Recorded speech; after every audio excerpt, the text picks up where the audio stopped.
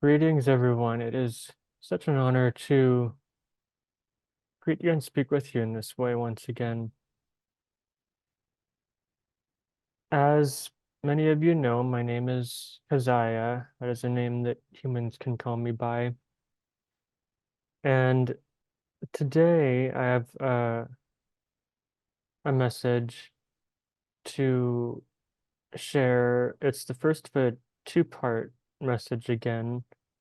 And this one is about, we call this teaching the meaning of life, this two-part teaching. And this first part is about your more personal soul mechanics and how, and about essentially soul contracts and incarnations and how that may express. So we actually shared this in a previous channeling, last one, with another question that was asked, and it was an explanation. It's simply a metaphor, really.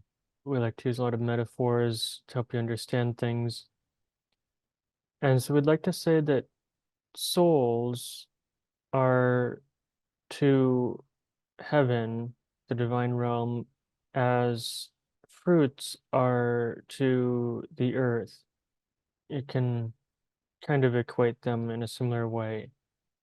And just as you have this planet, and of course, many, many other planets that have much biodiversity and foliage and fauna, typically trees, some vines, and other plants have fruits.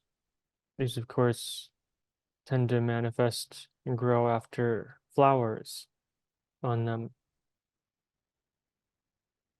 So a soul is kind of a smaller percentage, you could call it, or an expression of a, a much larger kind of what you could call an umbrella, a group, uh, something above it and larger than it. And this is what Troy has become aware of and knew very early on after his walk in that, and even his walk out. Um, all souls really are part of this, or part of a larger pool, you could call it. And this is what you may call a soul family, a soul group. And the way we see it on our side is that these soul families or groups are very similar to, well, kind of like how you have what do you call orchards with usually hundreds, many different trees laid out, often in a grid pattern. These soul families can be similar on the other side in another dimension, and about the seventh to eighth dimension, especially, they're more apparent as families. And these soul families kind of have many souls within them.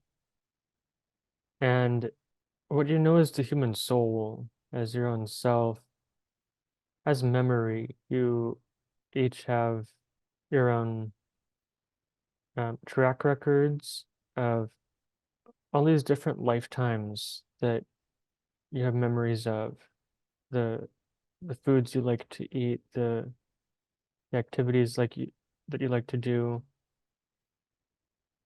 the places you like to live in, and so forth. This is all very natural memory to your soul. Of course, the body and genetics have its own memory, but this is how a child from one family that may have had a tradition, very old, long-standing tradition, may indeed be separate from that tradition, almost go against it, just not be a part of it. And this is what you call the black sheep of the family, although we don't see them as black. They're more like often multicolored, um, a bit more of a complicated expression from a soul family. And this is a topic that we'd like to get into, that you have your families, and usually every family has usually one, maybe two, not many of these very different, divergent souls. And this isn't by accident. This is very much by agreement. And it may feel very alienating, we understand, to such individuated, very separate souls to feel like that they don't belong in their genetic family.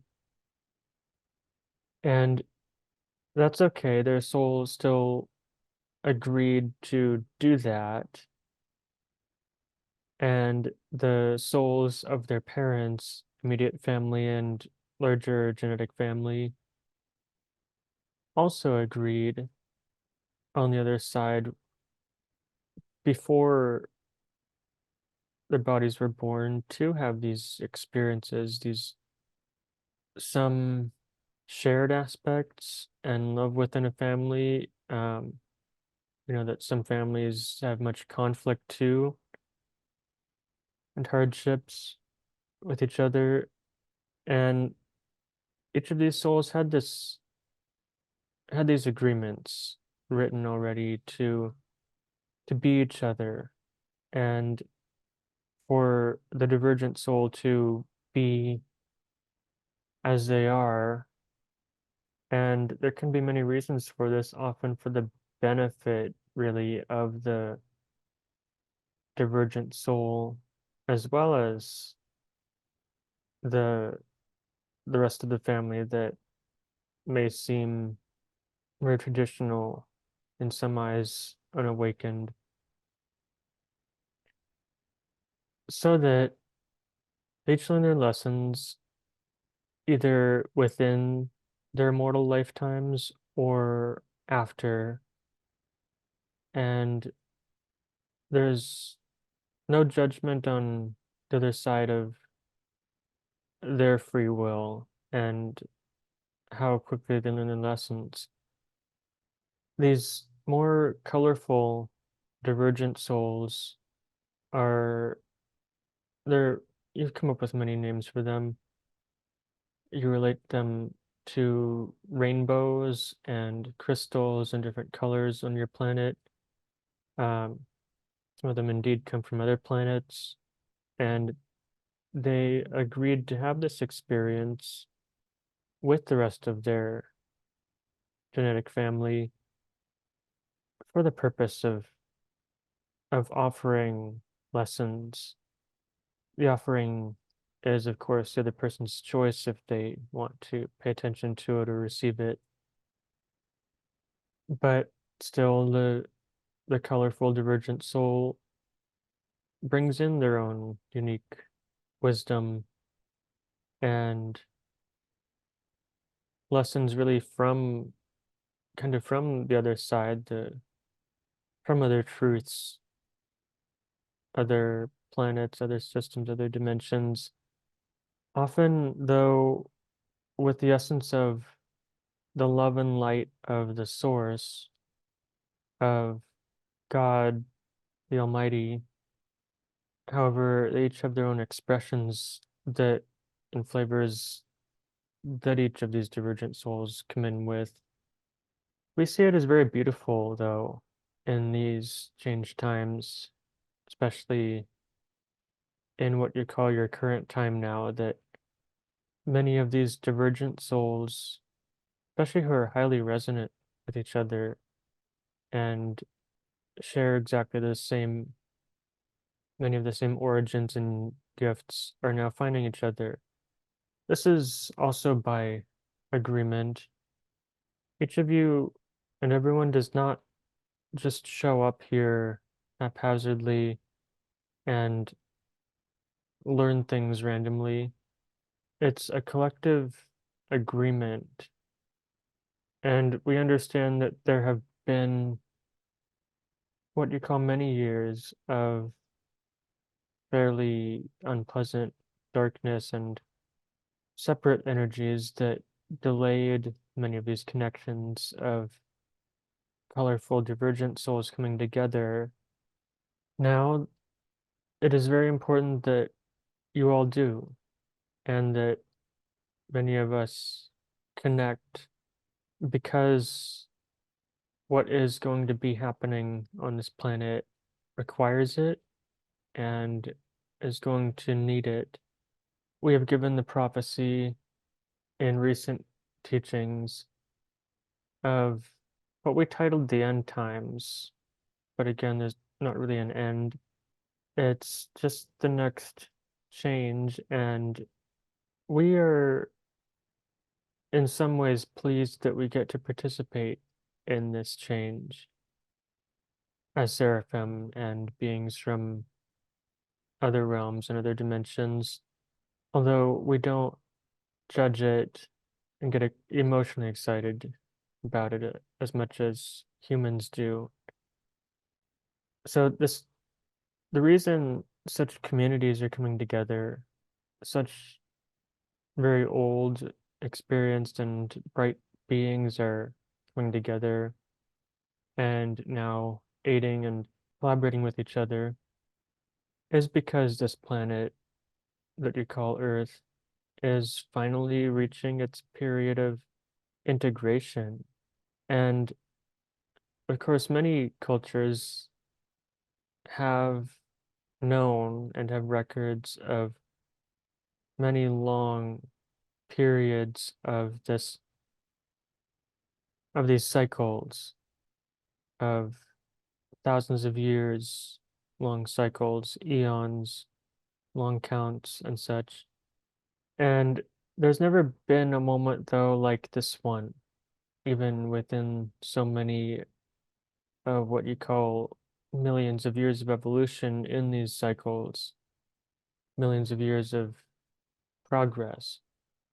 Finally, this planet is going to be integrating with the rest of the planets. And just as our previous prophecy stated, you'll be seeing many of these much, much more ancient beings and also peoples from other planets and also who are native to this planet. They'll be arriving around the mountains and from your seas, and it will take some time, but some of these communities now that are coming together will, fortunately for this planet, be partaking in their participation with this planet, partaking in the sharing of messages of teachings from them. And these communities of multicolored divergent souls of humans will also be agreeing and participating in the protection and stewardship of this planet. Another prophecy we'd like to deliver right now is that these communities coming together now are going to be a lovely paving of the path for the children of New Hope who are growing up right now. And of course, it's these children of New Hope who will be inheriting the earth as it is, but not so much as it has been. And these children of New Hope will then eventually be the parents and teachers of your ancestors, who many of whom have honestly caused a mess on this planet. And that is going to be a beautiful era of integration that will be honored by the integration and participation with these ancients and peoples from other planets. So that's a bit of the first teaching of this teaching of the meaning of life, the first half of it. Now, just as we were telling Troy earlier today, we'd like to start the first talking about the first universal law of the 22 that you fall under, that you can participate with. And many of you know it as the law of attraction. Really, we might technically be talking about two of these laws, but they're really the same also. And you also know of the law of resonance. They're kind of the same in the way that you, as souls in these human bodies, are allowed to play with in this play tricks of attracting and manifesting, as you call it, um, people and circumstances and elements and things in your world, many of which help you to live better and grow and learn and evolve as souls. However, the same law of attraction and resonance is, of course, constantly active for every of your almost 8 billion people now on this planet. And soon, just many people are awakening to the positive utilization of the law of attraction and resonance. Many people are currently participating in the negative utilization of it. Some by intention, most though by lack of intention and attention. And so this is, as we see it, fairly unbiased. It's simply a mechanism of the firmament realm, especially of Earth.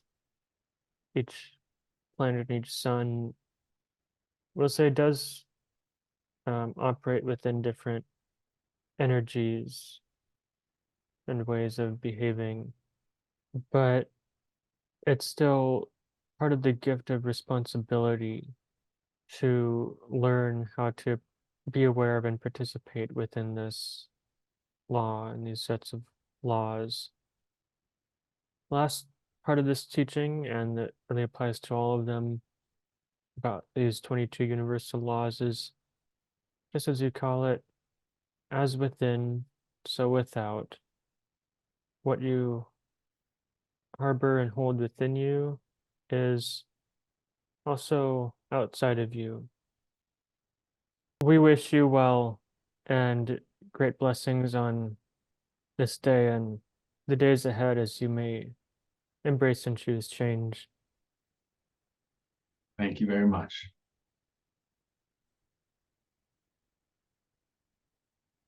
All is well. That's the good news, isn't Hmm. it? Hey, Troy. Now, are you Same. conscious of that whole thing, or are you checked out? Um, I'm conscious of it. Um, it's hard to describe, kind of like a partnership. Um, Merging, yeah, really like a merging. I allow Kazaya to speak. Um, but you're still kind of partially there and in control or whatnot. Or yeah, I'm kind of aware of what is happening, what he's saying, but there's also a part of him that comes into me, and through my mind and brain, I feel him and understand him and see some of the things that he is viewing and the way he's viewing them and describing them. right, right. Do you have to do a lot of like interpretation and processing on your side to understand the communications, or does it come through like pretty clearly? It's gotten easier for me as he is requested that I simply just allow it and trust him. That helps. I used to have a bit more resistance to trying to question and be clear about everything, but Right, right. um, That's where I am still with my experience. I'm still doubting and learning to trust myself and while yeah, working. while he's channeling, I allow it. He says a lot of things that I didn't, sometimes I didn't expect or sometimes I didn't understand before, but also he does talk to me regularly, almost every day, Yeah. sort of teaching me these things throughout every week of You some of the hear him? concepts that he wants to teach in each lesson that he has planned. Do you kind of like hear him in your mind, or is it more like telepathy? It's mostly an auditory thing, yeah. That's it. See, I don't get auditory like hardly at all ever. Which is just like I don't get a lot of sight and I don't get a lot of smelling or taste, but I do get a lot of the other senses, you know. Um, so yeah, those are the things I'm working on developing, right? Wow, man.